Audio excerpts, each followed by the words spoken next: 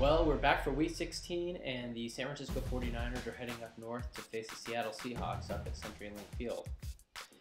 This game has been flexed into Sunday Night Football in part because it features two teams that are playing as well as most anybody right now. You've got the Seahawks with a couple of huge wins. They've been blowing some people out.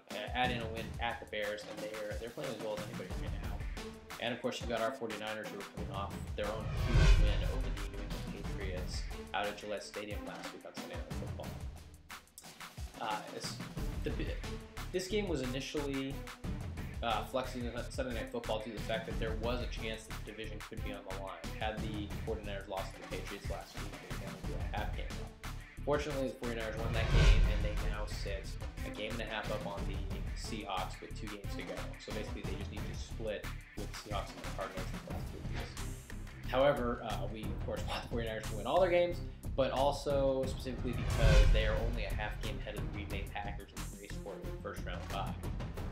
So, unless the Packers are going to lose at Tennessee or versus Tennessee or at Minnesota, we're going to need to see some wins from the 49ers these next 2 weeks. As for the Seahawks, they're sitting at 9-5.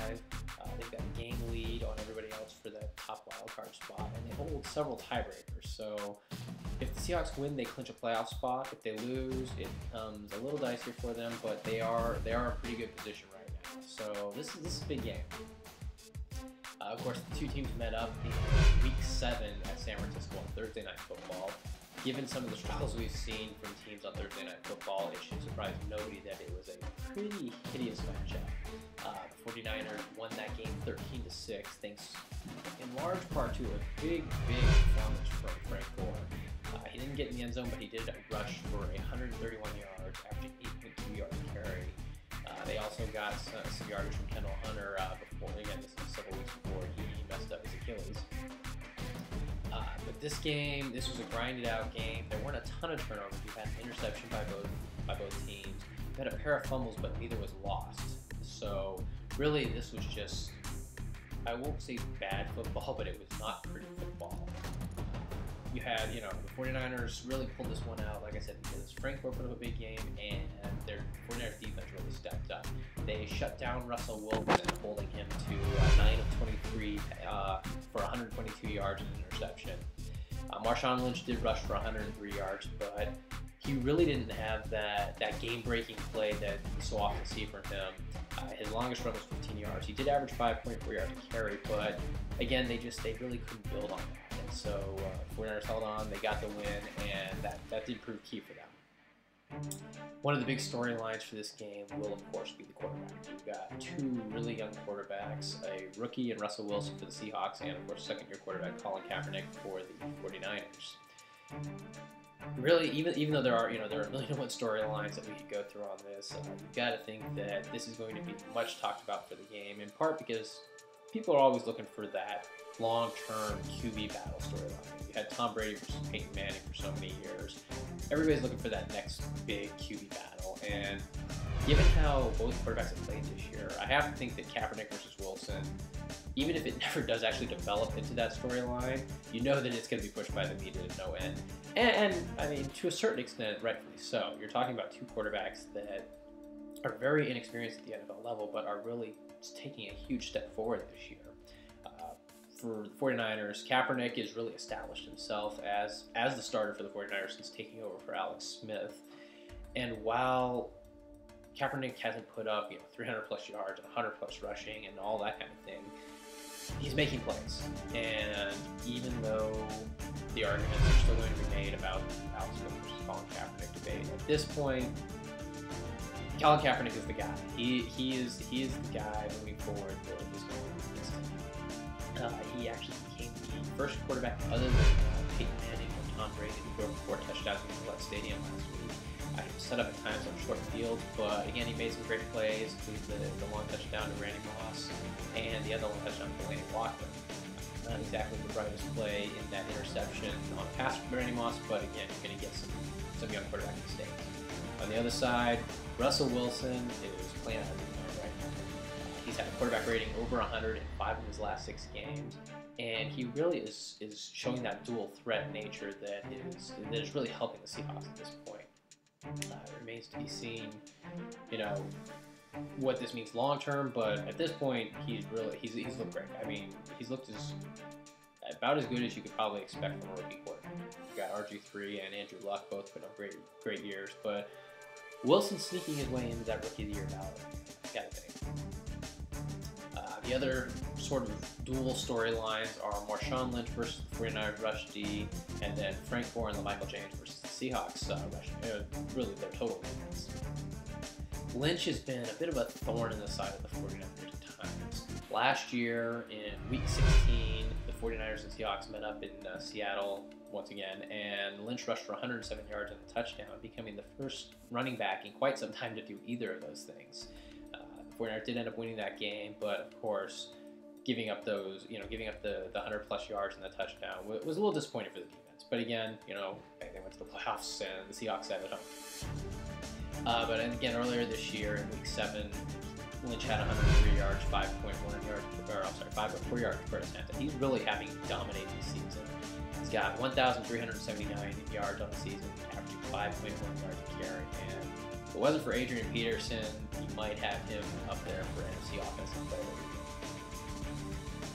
That physicality is something that 49ers rush defense have to deal with, especially in light of the fact that Justin Smith may not play. Smith is dealing with a elbow injury that they're still not totally sure what's going on. He missed the entire second half of the Patriots game. Sat out practice on Wednesday, and right now it does not look good. It looks like Ricky Francois will probably get the start in his place at defensive end. This is going to be a game-time decision, I have to think. Well, it'll be an announced game-time decision, but I've got to think that Harbaugh already has an idea of what he's going to do.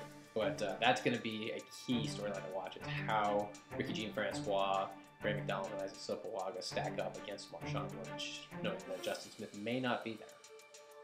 On the other side of the ball, the 49ers rush offense has been pretty incredible, with Frank Gore having sort of a throwback year this season. Against the Seahawks in Week 7, Gore had 131 yards and looked really, really strong, in part because the 49ers have been able to sort of dial back his workload a bit. Previously it was because of Kendall Hunter, but in recent weeks, with Kendall Hunter going down with the Achilles injury, LaMichael James has actually finally had a chance to step up. Brandon Jacobs proved to be really just nothing, for the 49ers. He had his opportunities and they just didn't work out. Finally, LaMichael James was activated, and he is quite a spark plug. He brings a certain speed, athleticism element that was missing once Kendall Hunter went down. Hunter is a bit stock. He is a lot stockier than LaMichael James, but both of them bring a speed element on those sweeps, on screens, really anything that can get them in space. And we've already seen that primarily from James. Kick return. 49ers have been sticking with Ted Ginn as the punt returner, but LaMichael James is returning kicks, and he has been just huge for them. He had a big return against the Patriots last week to set up a game-winning touchdown. And really, you can see the speed and the athleticism. Just no doubt about it. So really, the Seahawks defense, it's been very solid this year. They're not giving up 10 yards. They are giving up 4.5 yards per attempt on the ground. And if you get a guy in space, they can do something. So LaMichael James, as important as Frank Gore is, LaMichael James can be the running back to watch outside. Really, the final storyline that I want to talk about at this point is the 49ers passing game against the depleted Seahawks secondary. Cornerback Brandon Browner is suspended through this game, and I believe through next week for performance-enhancing drugs positive test. Richard Sherman was also suspended with that, but he has been appealing, and apparently his appeal will be heard on Friday. At this point, I'm not sure if that's going to be enough time. If they do uphold the suspension, if they'll give the Seahawks an extra week to fill that roster spot. It'll be interesting to see what happens with that, because the Seahawks cornerbacks are really, really down right now. You've got Walter Thurman and Marcus Trufant both dealing with injuries. Both did not practice on Wednesday, so they're very thin right now. If they lose Sherman, that would be a huge blow. So we'll see how that plays out over the next few days leading up to the game. But I guess quick final prediction. I do think the 49ers win this one, but I think it's going to be a tight one. We're talking about a strong defensive battle. I think, relatively low scoring, even with these two athletic quarterbacks. But I do think the 49ers pull it out, clinch the division, and be their road to a potential first-round bye. So make sure and check out the Niners Nation YouTube channel. We'll be here with a recap after the game. It should be a fun one on Sunday Night Football. So we'll see you then. Check out youtube.com/SBN Niners Nation.